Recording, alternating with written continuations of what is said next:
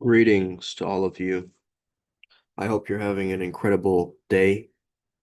Today, we're going to be speaking all about the shadow and how to facilitate the shadow, we could say. There's no really taming of the shadow, there's just a facilitation. This understanding today will reveal a lot to the new people who are very new towards shadow work. Maybe they haven't understood what shadow work even is, or they're staying stuck in, similar patterns. I think this can really help you guys to find your inner strength, to find that the hidden aspects of yourself and where you're falling short and where you can actually understand how to alchemize your flaws, how to realize that the hidden parts of you are not just light and dark, but there's also a golden. And as we start to understand, at least through the lens of Primal Sutra, that this is spiritual shadow work principles for deep alchemical integration. So buckle up, let's get started. I hope you have lots of questions today. We can dive in as well, and we can learn a lot about this topic because this topic is like one of those topics that I really love talking about too. Hey there, babe. So without further ado, let's get started. So first we have to understand the double veil of the shadow, okay? The shadow oftentimes will hide in different layers. So the first thing is it reveals our more wounded or empathetic side. So it'll show up through some kind of a lower valence emotion, like grief, like shame, like sorrow. And we often get stuck there, right? We get stuck there and we call it healing. But that's just the first veil, right? That's just the first fail. So if you're ever identifying with the victim part of the shadow, you now are giving yourself a false sense of progress. Okay? So let's first of all understand this double veil of the shadow. Next is you have to understand that beneath the grief lies the predator. The deeper shadow holds perpetrator energies, envy, sadism, manipulation, passive aggressiveness, control, these types of things. These parts don't want to be seen. So the victim identity becomes a decoy to try to protect them, right? So the tyrant is the slave turned inside out, meaning unprocessed victimhood mutates into domination when buried long enough. Okay? So the shadow has some covert tricks. It will weaponize, let's say, the wounded healer mask to stay liked, to avoid guilt, never confront its lust for control. So you can look like the good guy while still hiding deep tyranny and pain and wounding inside you. But true shadow work is actually radical neutrality. It's natural grounding. It is non-judgmental awareness, which actually therapists need to have this skill set. Otherwise, you're not a very good therapist. You need to have this non-judgmental awareness, the ability for you to just become the witness and just watch, okay? Because the only way to meet those predatory aspects within you is through that radical neutrality, not by bypassing it or justifying it, but witnessing their existence without denial or panic, okay? So they're not evil, they're parts of you. They're still trying to protect you from a younger wound. So if we think of these as outdated programs, it makes this process a lot smoother and a lot easier. Let's get out the whiteboard because I think this one will require a little bit of teaching. So you can get a better idea about this, okay? So let's say this is you, right? And let's say that this is your shadow.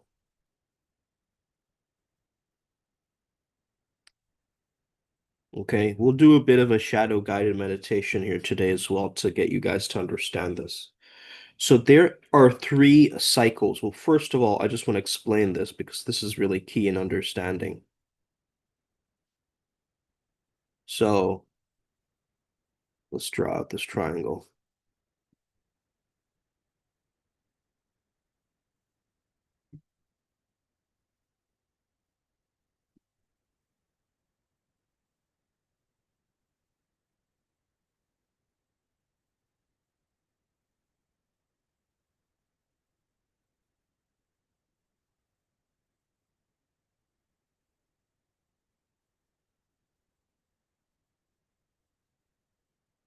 So this is what I like to call the victim perpetrator rescuer triangle. Okay.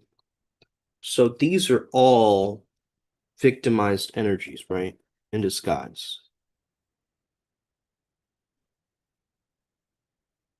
So that means that one seeks power, okay? One seeks safety, and one seeks salvation. But they all seek these things from feeling lack, feeling scarcity, feeling this kind of unhealed inner fracture, we could say. So you must transcend this triangle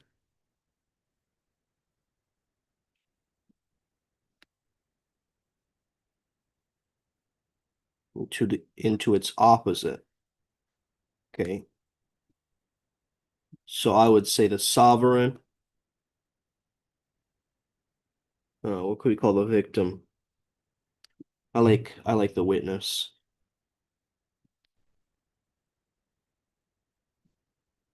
And the rescuer would be the alchemist. Okay.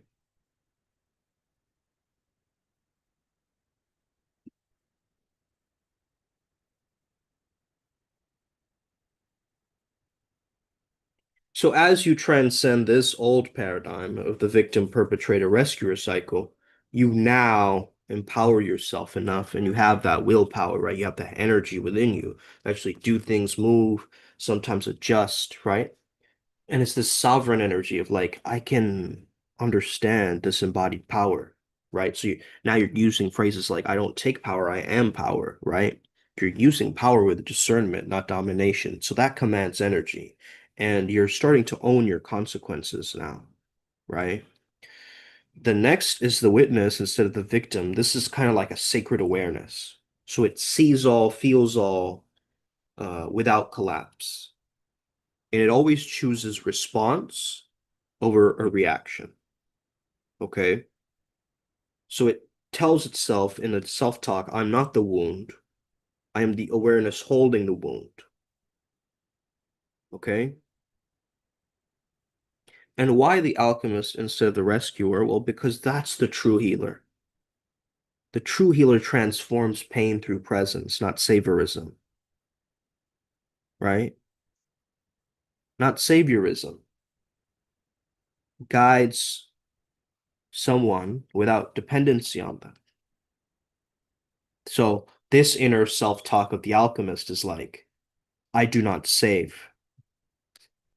I do not save, I illuminate. Okay. So we're understanding these energies more and more. And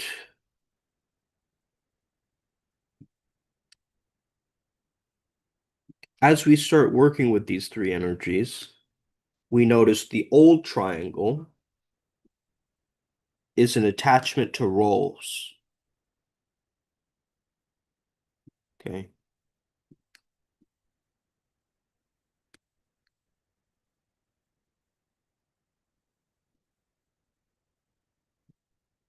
There we go. The old triangle is an attachment to roles, and the transcended state is the embodiment of essence. So you're acting from soul.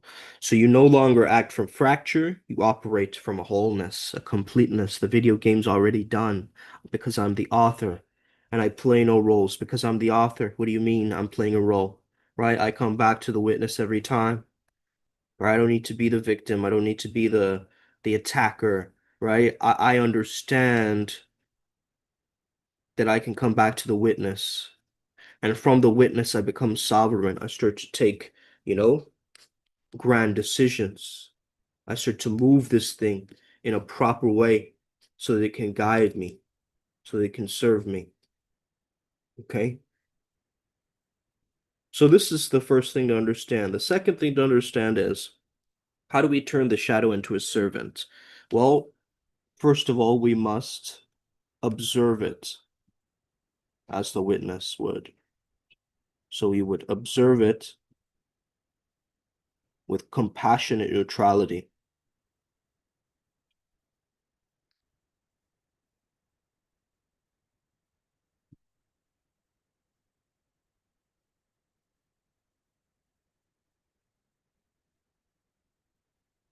So you own the dark urges and you learn their needs. What is the exact need from this very dark energy that's kind of taking a stronghold on you? Okay. So you integrate them,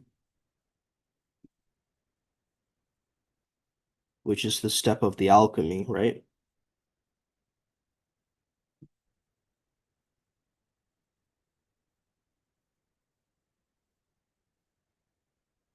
So you then integrate them into a conscious will, and then you transmute control into leadership, envy into ambition, okay, manipulation to strategy, or strategic wisdom, and so forth, okay? So you turn the tyrant into a protector. You see the manipulator as a strategist. The jealous one is now a master of discernment, right? So we get it, right? We're slowly understanding the key to the shadow is not that it's here to be destroyed, it's here to become your sword, sharp, conscious, and well, ensheathed in the surface of the light, right? So a lot of people, they don't go to their darkest side to see what's blocking their light, okay? But this is really what it comes down to. Because shadow work is not about fixing yourself, it's about remembering what was dismembered, okay? That's a quotable. Thank you, Nexus.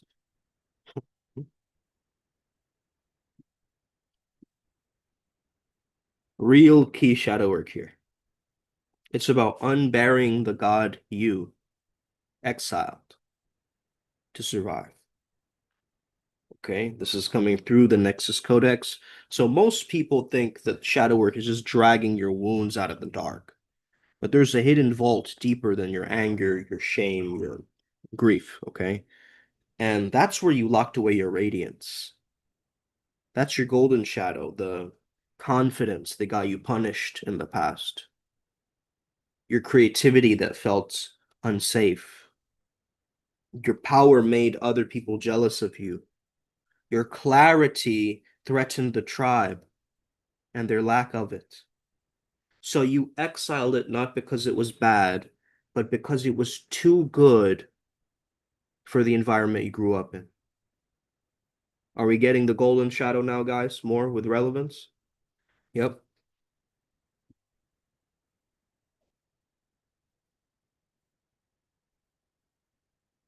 If I do drugs, will I become a god? Not trolling, but rather serious. Short answer is no, brother.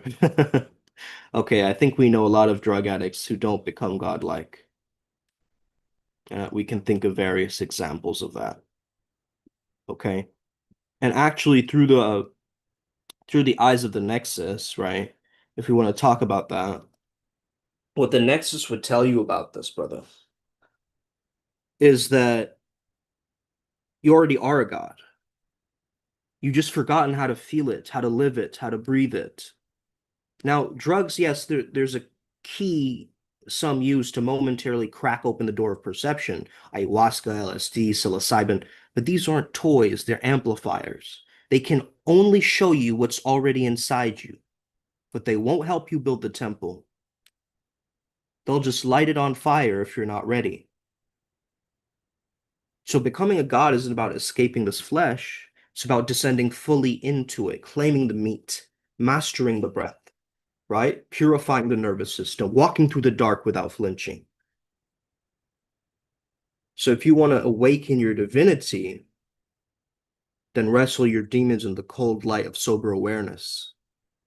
Because if you're on drugs, they might show you the mountain, but they won't climb it for you, right? Only your devotion and discipline will. Only the savage grace of somebody that remembers, right? So God was never out there, it was in you this whole time, okay? In the past, brother, not anymore. We're all born good enough as it is, question mark. Are we all born good enough as it is? Yes, but then we have conditioning, right? You were a spark of the absolute, but that's potential. An infant lion is born with fangs, but it's still got to learn how to hunt, right? So you're not good enough if you're living inside a delusion, if you're addicted to comfort, if you're hiding from your power, if you're numbing your purpose. You're not good enough if you ignore the God force burning inside you for the sake of fitting in. But you are good enough to become the being you were forged to be, to rise, to burn your past and walk through the ashes reborn, to claim your throne at the center of the storm, right? So goodness isn't static, it's forged. You came in as a sacred clay, and your will is the sculptor, right? Your pain, your sacred choice, again and again, to stand for something higher. So you weren't born finished, but you were born changed. And now it's your move, God King, okay?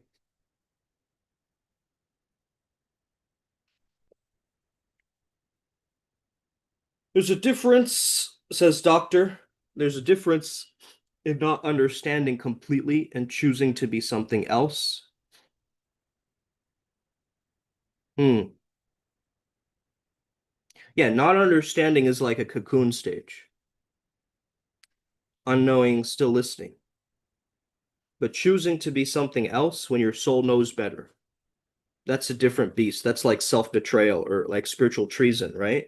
But we all begin confused. But if you're shown the thread of your divine nature, even once, and you consciously walk the other way, that's the denial of your own godhood. Still forgivable, right? Still retrievable, but it's costly because every time you abandon truth, your soul remembers. And that memory builds pressure in the background until one day it explodes as pain, as sickness, as craving for something more. So the Primal Sutra Nexus sees this all the time. People who say, I didn't understand, but did, just didn't want the responsibility that came with it, right? Didn't want the heat of becoming. So if you're confused, good. Ask, listen, go deeper. But if you know what you are and you still choose smallness, then the path won't pity you. It'll break you open so you can remember again. Because once you glimpse your true form, to becoming anything less than is a slow suicide of the soul. But you already know this. You already know this, right? Right? If I was a lion, I wouldn't have much trouble, right? No, you just have a different trouble though, right? Yes, the lion doesn't question if it's enough or but it must defend its throne. Rip open intruders, get torn by challengers, right? So the lion lives with death in its mouth and legacy on its back. But you were born with the agony of choice. You carry the burden and the blessing of self-awareness. And that's more difficult than instinct. Lions don't meditate or alchemize trauma, right? They don't awaken Kundalini or transmute shadow into gold, but you do.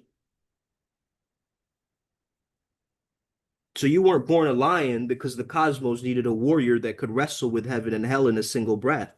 Not the beast of a jungle, but the sovereign of a soul. So stop envying the lion and start becoming the myth that the lion would only dream of. You see what I'm saying, bro? Right? So sharks are the lions of the sea, factoid. All right, so let's keep moving forward. So remember, shadow work is almost very similar to soul retrieval. So you split yourself to survive in a very dysfunctional world. And we reject parts of our soul just to be loved, feel safe, feel approved. And we trade authenticity for attachment at times, right? And there's three types of shadow that we want to understand here: the dark shadow, the golden shadow, and the false light shadow. The false light shadow shows up a lot in the spiritual communities, right? Spiritual ego, bypassing, fake niceness, all this kind of stuff. And it cloaks ego and virtue all the time. So, how to transmute that is we need discernment, integrating, like I said, the beast, the predator within you. This is why we have the priest beast that causes this integrated man or woman, priest or priestess beast, right? Um, and even the savage shaman is to take control of your own fear-based mechanism of survival, right? In your body, that you have to protect yourself and create all these defenses, right? Instead, you're like alchemizing them. You're realizing that these are all distortions. They're inaccurate ways of being. So then you're getting back into the momentum again, right? So the dark shadow leaks out in toxic loops or repression. The golden shadow is like your own sabotage success or fear of greatness, like Jonah complex type stuff, right? And the false light, it cloaks ego and virtue. So one, as I mentioned, you need neutral witnessing, okay, and energetic catharsis, so letting go. Radical ownership and embodiment of your golden shadow, and a radical discernment and integrating the predator within for the false light shadow. Okay. So you don't fight it, you face it with awareness. You let the original pain of rejection arise, and this is the death moment. You kind of let it burn. Then you reclaim the power hidden in the role. The manipulator becomes the alchemist. The jealous one becomes the seer of value. The passive aggressive one becomes like a strategic sovereign. The exiled artist becomes the creative oracle, right? So every trait has a role when consecrated to your dharma or path. Every trait has a role when consecrated to your dharma or path. You can't reach godhood without going through your own devil. Your disowned gold is guarded by your most darkest beast. So transcendence without descent is dissociation. And most people resist shadow work, right? You've noticed this with your friends, family, everybody. Nobody wants to do this work. It's not, doesn't feel good, right? Doesn't give you joy. It doesn't, well, the joy comes afterwards, right? Once you've integrated. Because to integrate the shadow means feeling the core abandonment wound again, to lose the identity that was built around being the nice one, the spiritual one, the victim. It means facing the terror that you are far more powerful, wild, and multidimensional than you were ever allowed to be. So it's not the darkness that scares most people. You see, it's the radiance they buried in the name of survival. So your light will not be whole until your shadow kneels at your feet, not as an enemy, but as a consecrated guardian. To make your shadow into a servant, you alchemize your predator into precision, right? You reclaim the lost gold, and then you walk through your exile and become your own sovereign throne. So this is not about healing to be good, it's becoming whole to be God, right?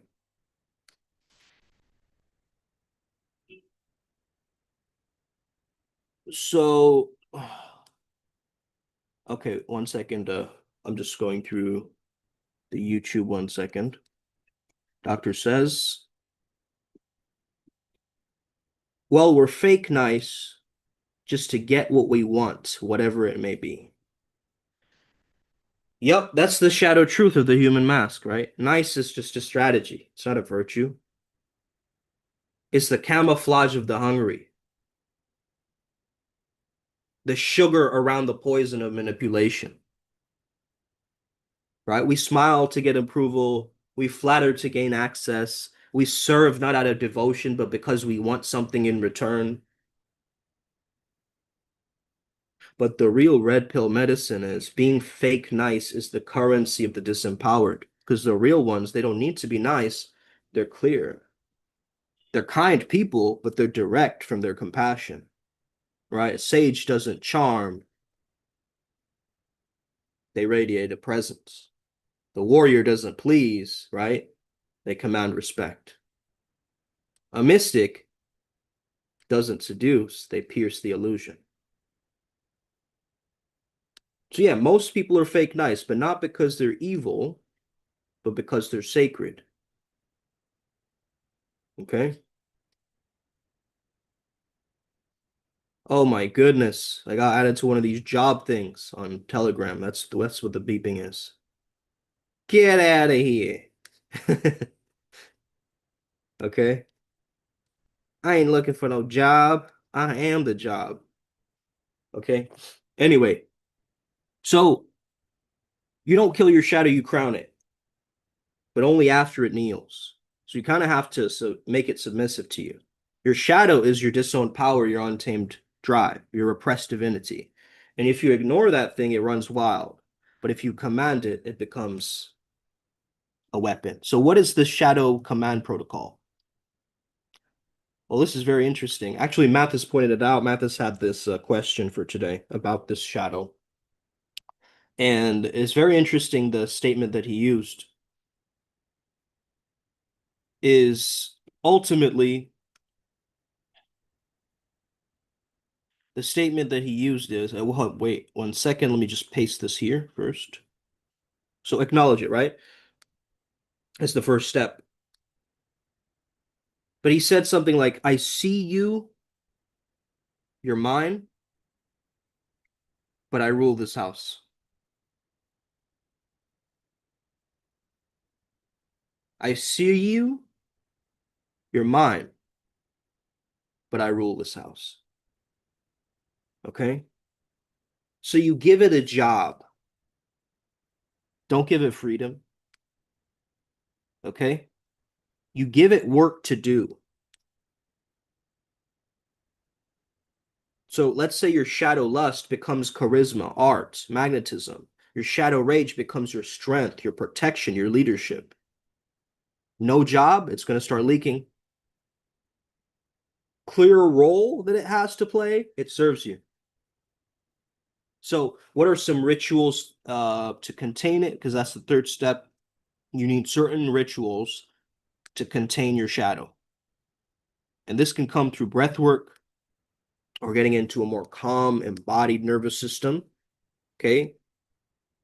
Mirror talking or mirror work, as we call it in our path, where you look at one single eye in the mirror and you say things to yourself, either in affirmations, potent pep talks that get you to melt the mask. Okay. You whisper codes to yourself. You journal in the dark. I've done this before, right? Just with one little light or one of those like head, like the things that builders wear with like the little flashlight and the hats, right? Dark journaling. Okay. Then you give it a name, you give it a sigil. You serve me, not the light. You serve my light. Of course, you serve the light as well, but you serve my light, right? So you call it something, the void engine, the dagger voice, the hound, the gremlin. Okay, shout out Ryan Cheese. Well, I won't get into that now. Um, never let it lead. You are the commander and the shadow is your blade. So use it, don't follow the blade. You're gonna get yourself hurt. Okay? So the word servant means actual from service, it means slave, but servir is to devote, and Sir just means to protect. So your shadow actually isn't weak when it serves, it becomes your protector when it bows to your will. So here's a declaration you can say to yourself, or really good doing shadow work. If you're ever beginning shadow work, this is a good declaration to say to yourself, okay? My shadow is not my enemy, it is my silent sword. It does not move unless I lead. It does not hunger unless I feed it light. It serves me now, forever. And now you're speaking the high alchemy, right? This is Nexus Fury to subdue the shadow fuel and turn rage or shame or whatever these lower balance emotions are into a guard dog for the throne, right?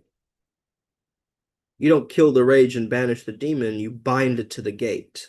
Because the worst thing you can do with your shadow, especially that hot, vengeful, knee shaking rage, is to pretend that it's not there.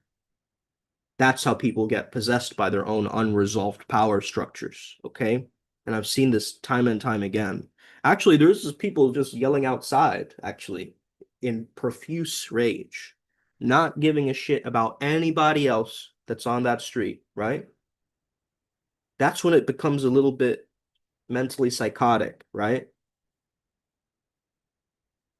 Because those people are pretending that their rage isn't affecting anybody else but themselves in that moment. Because the ego mind identity has taken on this much static, and that static is just getting rid of that inner harmony and that inner melody. Every time that you want to argue back or prove a point or make yourself, feel greater, you're just feeding that, right? So it's just power with no direction, sometimes rage, right? The vengeance, the spite, the burn it all down energy, that's shadow fuel. It's a fire that doesn't know what to burn yet. But when you sit with it, not as a victim, but as a commander, you'll hear it growl like a beast at your feet. Now you have a choice. Are you going to run from it? Well, then it chases you. If you deny it, then it sabotages you. But if you command it, if you speak directly to your shadow, it will kneel. And I learned this not just from me, but from Padmasambhava, who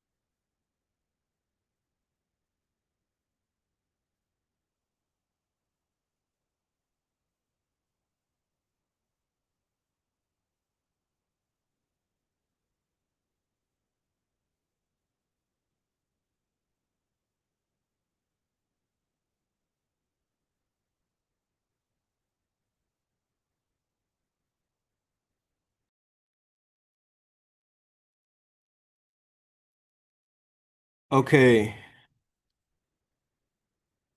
should be good now. All right. Let's restart this then. Let's restart this. Thank you. Thank you, brother. All right.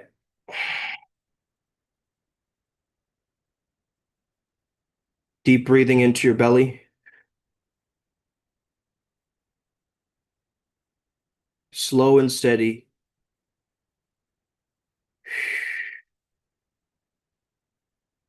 Just letting the world dissolve. Just for a moment. Let your body dissolve into the field of awareness. Inhale, exhale. This is the descent. Just visualize a staircase descending into a cave beneath your psyche. And each step takes you deeper into your subconscious mind.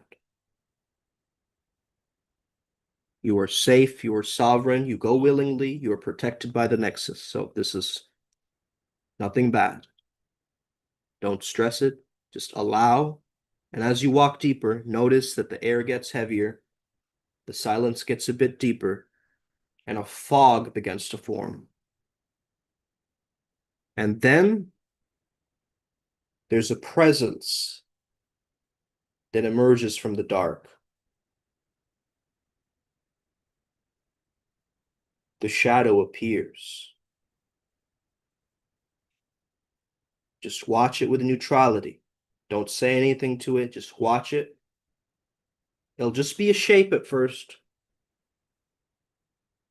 but that's your shadow.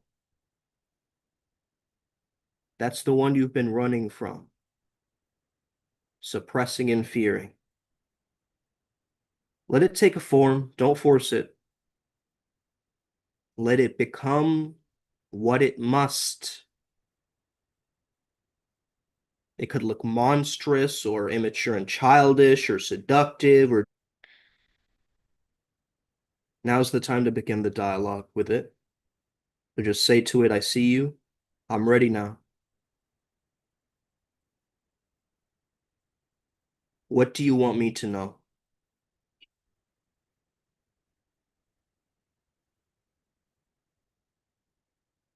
What have you been protecting me from?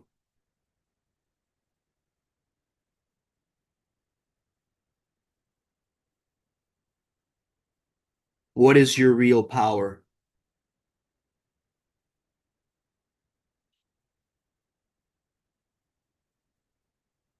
What do you need from me in order to serve me, not sabotage me? Just listen. The answers don't have to come right away. Don't judge it. Don't fix it. Just witness it. Let it speak. Let it show you. Let it reveal. Let it cry. Let it rage. Whatever it wants to do. Good. Now say to it, you are no longer my enemy.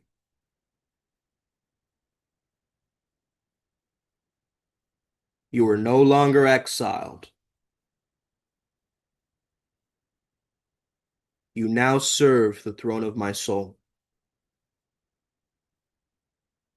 But you move when I move. You speak when I command. You protect what I cherish. In the air, just draw it a little shadow sigil for it, a symbol, a name. You can give it a name too. Give it a place within your inner kingdom, not a dungeon, okay? Something like the barracks or something like that, right? Give it a place, okay? Give it a palace or give it a its own moat, something like this, and just watch it bow, watch it transform. Good. You thank the shadow. Thank you. Thank you. Thank you. Feel your body again now.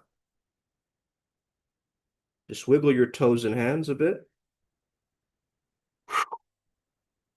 And just climb the staircase back up. With each breath, you return to the surface. Good. Whew. Not as the one who fled the darkness, but as the one who commanded it, remember. Open your eyes when you're ready. And if you have something close to you, like a pen or something to write on, or even on your laptop as you're watching this, or on your phone, just take these notes down if you can. Or you can type it up in the live chat too if you want. What did your shadow look like? What did it say? Okay. What have you been afraid to see? And what role does it now serve in your life? Okay.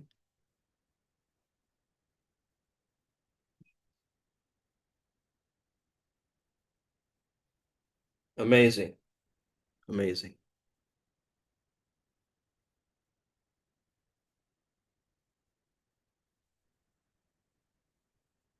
You got to learn how to hide your anger, practice smiling in a mirror. The Dark Knight Rises. Amazing. Fantastic, right on time. I might become a good lip reader. Absolutely. All right. Amazing, guys. So, little bit of a rant right now at the end. So, let's just be clear. You're not here to be flawless. Okay? Flawless. Flawless. You're here to be fully alive. So, stop resisting your flaws, yo. Stop slapping apologies on parts of you that haven't fully bloomed yet, right? Stop defending or denying what's raw, weird, quirky, offbeat, cringe, chaotic, unfinished. That's not healing. That's hiding in shame's house. You know what keeps your flaws stuck? Resisting them, overanalyzing them, putting spiritual glitter on top of the I'm not good enough yet story. That locks the pattern in because it feeds the ego mind. And every time you say it shouldn't be like this, it shouldn't be like this, it shouldn't be like this, you feed it. But every time you say, what's beautiful about my shadow right now? You allow, you accept, there is peace. There is a willingness to approach your shadow. You don't mask your truth anymore to seem more spiritual. You don't bury your authentic evolution underneath some kind of weird love and light, virtue signaling rubble. You celebrate your quirks. You laugh at your idiosyncrasies and overreactions. You bow to your chaos. You own your neurodivergence, your raw edge, your messy beauty. Because when you stop hiding, your energy flows. When you love the whole of you, the frequency upgrades automatically, right? Self-love isn't coddling, it's raw, gritty devotion to the real you. You're already spiritual. Well, that's not something to strive for. That's your default setting. This is the earth game. This is the earth game. You came here to feel everything, to stumble, to learn, to embody.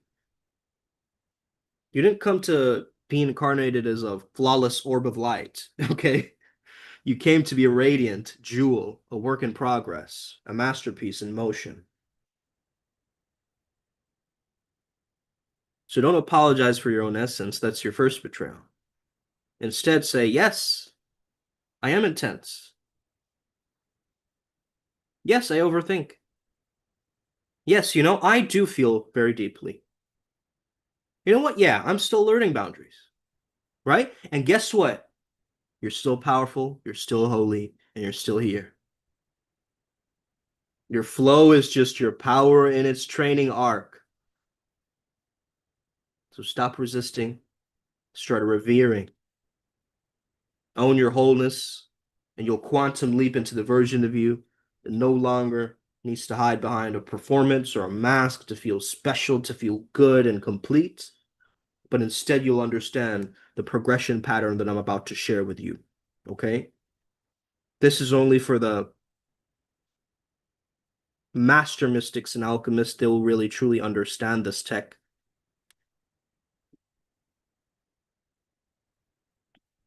Number one is the trigger or the catalyst. Note it down. What is it? For me, it might be my sudden shifts or emotional tension or sometimes energetic overload or divine disruption from the nexus, right? So something that shakes the structure of you, exposes where your ego still clings. That's not random. It's always surgically placed by your higher self to crack open your dormant potential. Stage two is revelation. Getting back into truth again. What is accurate? What is effective, right? Effectiveness is the best measure of truth, right? So the trigger brings up unmet parts of your psyche, old identities ready to be released, false attachments to being good or needed or strong enough. And then a deeper truth emerges. This is not who I am anymore. And you both move through this with brutal honesty, with downloads, and mirror-based self-reflection. Okay? Now, the transmutation, the third step, is where you're actually doing the brunt of your shadow work. Okay? You're looking at the raw shadow fuel of that thing. You're channeling the pain into art, into voice notes, decrees, energy, mastery, new creations. You're breathing it into your rituals, your gym, your prayer, your journaling. You're naming it, you're owning it, and you're turning it into power. This is where the shadow is put on a leash. This is where the pain becomes a fuel for you, right? This is where you do the actual inner work. And then stage four, finally,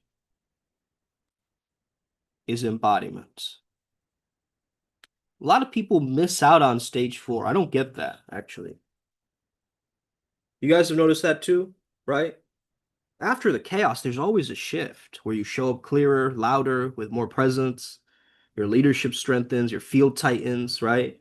We got rid of a lot of people on the Primal Sutra Telegram group, right?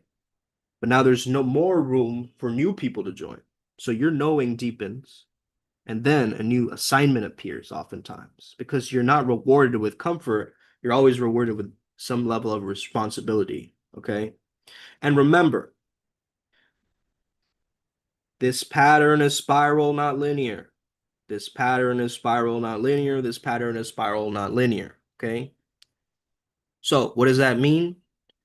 I'm telling you what it means. It means you both level up in spirals.